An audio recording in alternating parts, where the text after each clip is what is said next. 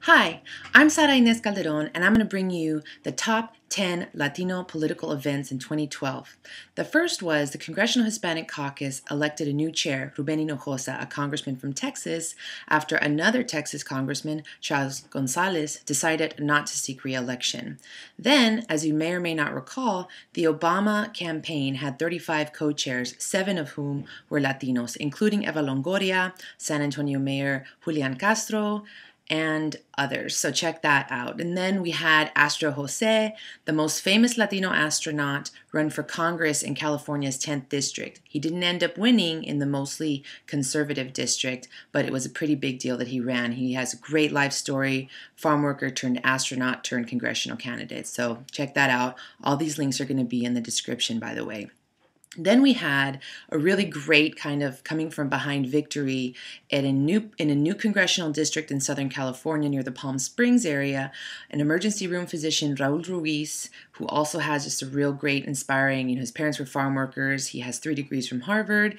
He beat out Mary Bono Mack, who was the widow of Sonny Bono, who was then a congressman in the Palm Springs area. And she's been in office since the 90s. So that was a pretty big deal as well.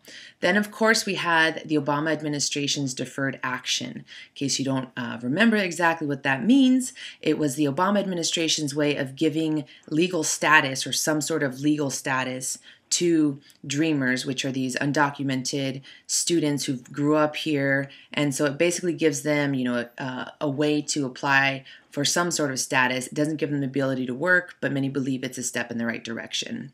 Then, of course, Puerto Rico also had a vote to examine its status, with 62% of the voters there electing to pursue statehood. So that's a really interesting vote, and we'll see what the results of that will be, in the coming months.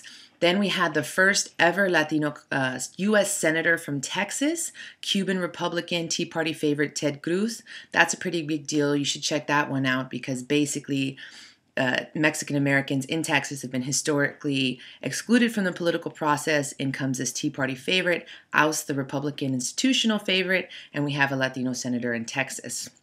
Then we have to remember that Latinos were a huge deal in the 2012 election, accounting for like 10% of the votes.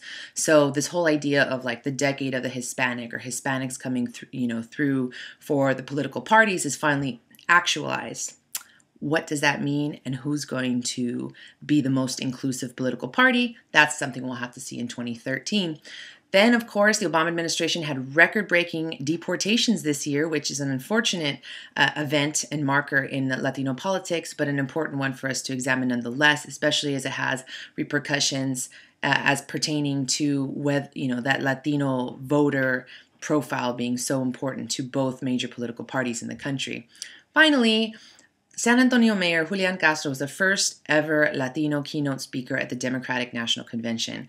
I don't know if you saw his speech. It was really great. He basically tied in his family's kind of story of like immigration and struggle in San Antonio to what is the American story. And so I think it was a really great speech, only on its own merit, but also kind of in the symbolic sense of introducing, quote unquote, introducing Latinos to the larger, mainstream political context. So if you want to go ahead and read this story again, all of the links are going to be in the description.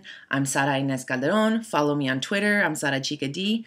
And I'll see you here soon. Happy New Year. Happy holidays. Bye.